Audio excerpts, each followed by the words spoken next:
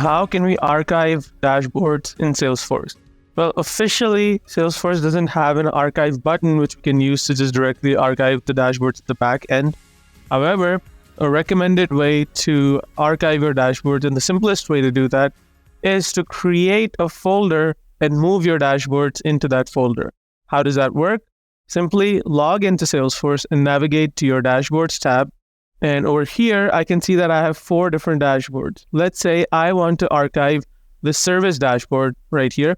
I want to archive this dashboard so that others cannot see it. Right now, the service dashboard is stored in the service folder, which may be shared with more than one users, and everyone else may be accessing the dashboard inside the service folder. The easiest way to archive this is to simply create a new folder and name this archived dashboards, and then hit save. Now, once I have this folder here, I can simply go back to my recent dashboards, and I'll go into service dashboard over here, and I'll click this drop down, and I will say move. And now I can choose the archived dashboards folder, and I can move this over there.